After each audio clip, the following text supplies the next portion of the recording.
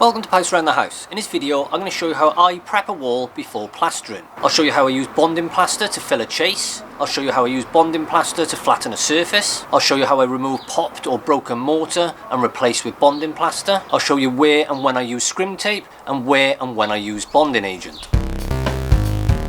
So there's different types of plasters you use for plastering. Now if you're doing a final, what they call a skim coat, which is just a thin final surface of plaster, then you can generally use two types of plaster, and these are usually multi-finish or board finish. Now board finish is typically applied, as the name suggests, to plasterboard directly, and you often find this in new builds or where you're dot and dab or using stud timber walls. And in this situation generally you just need to put scrim tape over the joints and then you use your board finish and that's your job done. Now the other type of finishing plaster is multi-finish plaster, and this can be used on both boards and it can be used on old walls. Now I tend to use multi-finish for everything because I just find it easier, and sometimes when you've got some board and you've got an old wall, obviously it's handy to have the multi-finish. You can go over both, but before we apply this final plaster we have to prep the walls. And generally the basic principle of prepping the walls is any broken bits of wall need filling back up, and to do that you need to use a filling plaster. And the reason for this is the filling plasters can be used a lot thicker. And again, the two types of filling plaster that I would generally use would be this here, which is your bonding plaster, and this is what we're going to be using today. There's also another product called hardwall, and this is more suitable for putting straight onto masonry work. However, bonding plaster is fine on masonry as well. As long as it's not a wall that's likely to get damp, then really this is my go-to product. And the beauty of the bonding plaster is it can be applied a lot thicker than finishing plaster, and this can be used to smooth any surface flat, and then we can go over with the final coat of plaster at a later date. Now as with any plastering, before we apply the bonding plaster we need to apply a bonding agent. You can get several bonding agents, but when you're doing internal plastering I always find that just using PVA mixed down in a 3:1 ratio, so that's 1 part PVA to 3 parts water, is absolutely fine. And we can either just brush this on or use a roller to put it into place. This just helps to control the absorption of the plaster into the wall and long term should reduce cracking. And my rule is always to apply a bonding agent before applying any plaster. So if I'm patching up a wall with bonding plaster before putting on my final coat, I will always put PVA on that bit of wall first. Then I apply the bonding plaster. Then once the bonding plaster is applied, I will go over it again with PVA before putting on my final coat of plaster. We've also got to consider using scrim tape and where we use it. And my general rule again is if there's a distinct joint between two surfaces that we're going to plaster over, then I use scrim tape. If we're just filling a joint up to those gaps, then I'll use scrim tape afterwards when we do the final coat. But I'll explain what I mean in a minute. So here's the PVA I'm using. I'm just using the EvoBond PVA, but there are many brands on the market. And so all I do with this now is mix this in a 3:1 ratio, as I said earlier, 3 parts water to 1 part PVA. And if you want to do this before you're plastering and you want to preserve the mix of PVA, it's a good idea to put it in an airtight container. So all I do is use an old milk bottle like this. I'll fill this up now roughly to about there with PVA because I don't need much today because I'm only doing prep work. Obviously if you're doing a whole wall or a whole ceiling, you want a bit more PVA to roller on, then it might be worth filling this up a bit more. And obviously on a milk bottle there's even little measuring marks on the side which can be handy if you want to work out your ratios. So I'm just going to pour some of that out into my bottle like that, and then I'm just going to fill to about there with water. The beauty with the milk bottle is we can put the lid back on like that and just give it a good shake. And now this is ready for later when we need to use it. So by here I'm just going to pull the conduit out, and I'm just going to use a few small blobs of grab adhesive and just place those behind for this to adhere to the wall.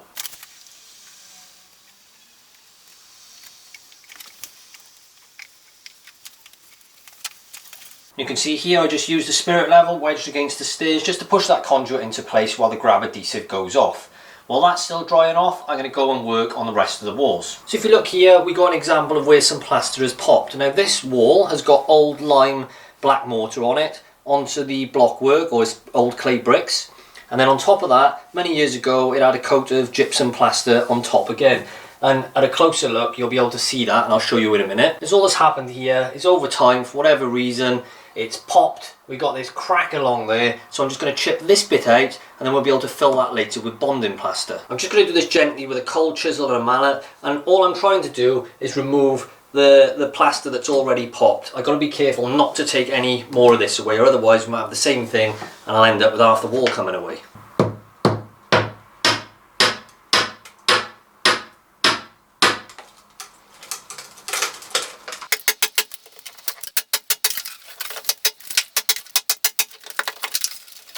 So there we go, you can see now I've just chipped that away just to a point that this is flat. If I put a straight edge over it, that slight lip where it had popped before is gone, so we haven't got that silly ridge. So we can now put bonding plaster in there, then when we plaster over the top, that will smooth it all in. And just to note, this isn't a structural wall, this is an old Victorian wall. The bricks are turned up on end, they just build them off the floorboards, and they're a right mess, to be honest, which is probably why we had the crack in it, because look at the gap between that brick and the brick above. But there we go. And something else I mentioned earlier, there's your more modern gypsum plaster, and you can see that's been put on over the top of the old black lime mortar there, and then your bricks underneath. So here I've got a similar problem. I've chased this wall out, it all looks nice and neat, but unfortunately while doing it, some of this plaster has popped from the wall. So whilst it looks like it's stuck, if you tap that, you can hear that it's come off. So I'm gonna have to chip some of this out until we get the plaster that's adhered to the wall, and I'm gonna have to backfill that with bonding plaster later as well. And just by tapping this wall, I can more or less hear where it's coming loose. It's about by there. So I'm going to try and be a bit more neat with this one and just use the knife to start, because I do not want to be pulling the rest of this wall off.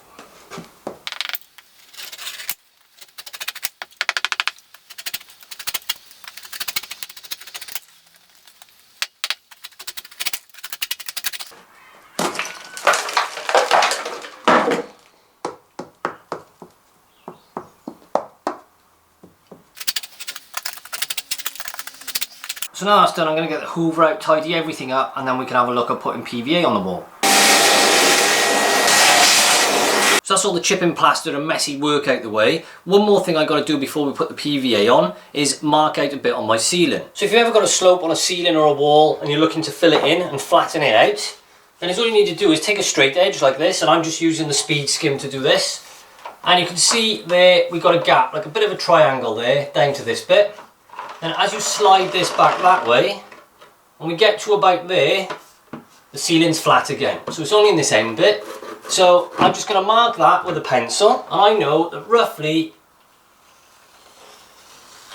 that curve is the bit that needs filling there that I've just drawn. Now by doing this pencil line, it just means that not only will I be able to see where I'm putting the bonding plaster in a minute, but I also know where to apply my bonding agent or my PVA. Now the other thing to consider is when to apply scrim tape. Now scrim tape, if you don't know, and I hope I'm not teaching you to suck eggs, is a put over basically a joint of two different surfaces. And what this does is it bridges the gap, so when your plaster goes on, it prevents it from cracking when it shrinks or expands later on. Now in an example like this, you've got a distinct join between two surfaces here and here. So you might think, run a piece of scrim tape all the way down. But I only apply scrim tape when I'm actually plastering across those two surfaces. So for me, with my bonding plaster, I'm going to be crossing this to about there. So what I'm going to do is apply scrim tape by here now, and then my bonding plaster will go over the scrim tape and blend into that surface. Now when I do the final coat of plaster, I will then put scrim tape across this join as well, because that's when I'll be covering those two joins, for example. Now in a situation like this where you've got a chase in a wall and you've got two very distinct lines there, I'm just going to fill that gap with the bonding plaster. So these joints or lines between the two surfaces will still be present after I've applied the bonding plaster. I will then put scrim tape over those joints prior to putting on my final coat of multi-finish plaster. So like I just said, in summary, if I'm going to bridge a gap between two surfaces whilst applying a coat of plaster, I will put scrim tape over those joints before I put the plaster over the wall. If I'm not going to bridge the gap or the joint between two surfaces with my next coat of plaster, then I don't apply scrim tape. I will do it afterwards. So hopefully that makes sense. So next thing I'm going to do is take my PVA, give it a good shake,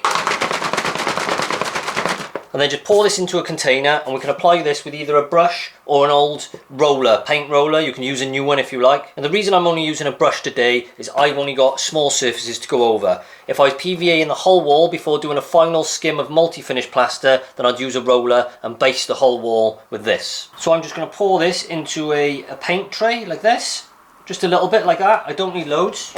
And then I've just got a standard paintbrush, and I'm just going to dab that over the areas I'm going to be applying the plaster. And as always, I've just noticed a tiny bit of plaster coming away on that ceiling where I've been banging it round, so I'm just going to chip that away before putting on the PVA.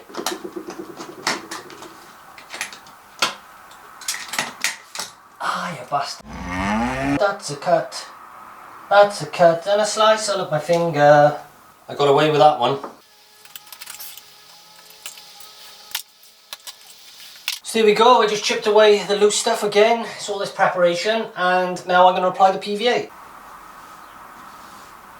And obviously, because I'm plastering the ceiling at a later date, it doesn't matter if I put too much PVA on or it branches outside of the area I'm plastering, because I'm only going to have to go over it anyway to do my final coat of plaster.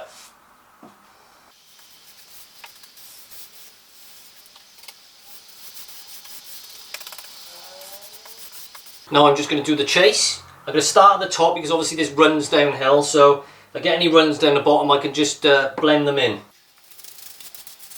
And with the PVA, don't be shy, get it right on, in those gaps down the side, all over that mortar, and all over the trunking as well.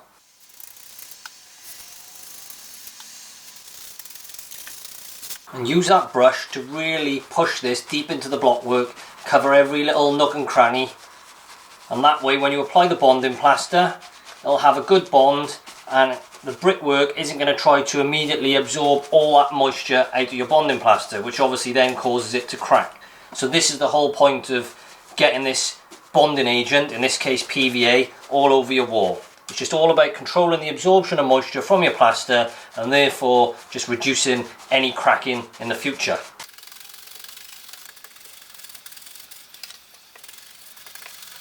So with that done, we can let this dry off, and that'll probably take about 20 minutes. We can go outside now and mix up some bonding plaster. So to mix the plaster, you just add some water to a bucket. Now obviously this depends on how much plaster you want. It will tell you the ratios on the bag, but because I'm just doing a small amount, we just got a small bit of water. Now I'm going to open the bag and add the plaster, mixing it bit by bit as I go along.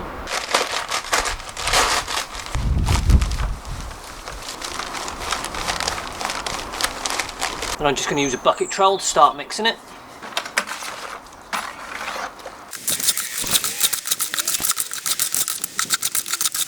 If you're mixing lots of this bonding plaster, then you can use a paddle mixer and a drill or a proper plastering paddle mixer. In my case, because I'm not using much, I'm just going to mix the whole lot with a bucket trowel. And the consistency I want is this. When I put some on my trowel and turn it upside down, it sticks. So it's workable but thick. So I'm using my Hawk, my 14-inch Marshalltown trowel. I've given those a quick clean. And then using my bucket trowel, I'm just going to add the plaster to my Hawk. So taking that out of the bucket, place it on the Hawk like that, and now I can begin to fill the hole. I'm going to start at the top and work my way to the bottom.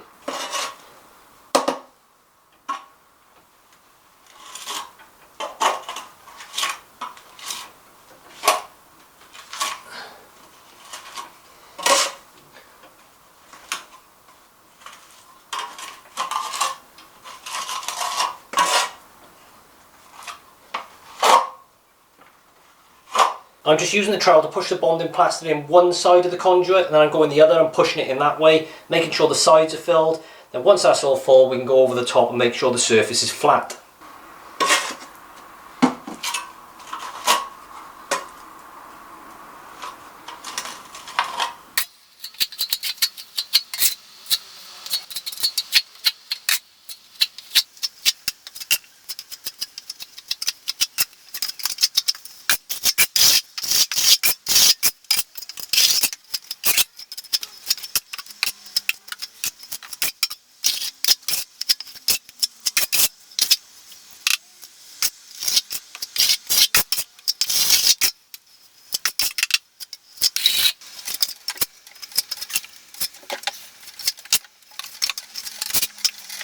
Then finally, on this bit here, I've got to put some scrim tape because I'm going to be joining from here to there with my plaster. So like I mentioned earlier, I'm going to be putting the plaster across a joint between two different surfaces. So now I need to use my scrim tape. I'm just using this knife to cut the scrim tape because my filling knife isn't sharp enough.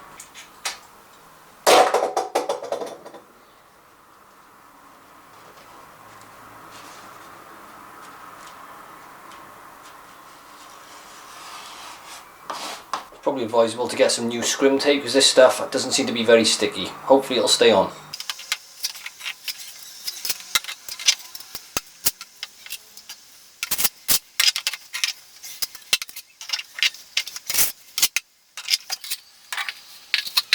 Then I'm just using the speed skim as a straight edge. I've just put a little bit of water over that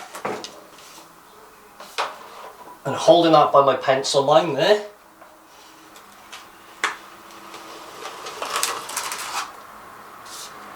I'm just dragging that off and straightening it out, and you'll see all the bonding plaster coming onto here, I can scrape that back into the bucket now.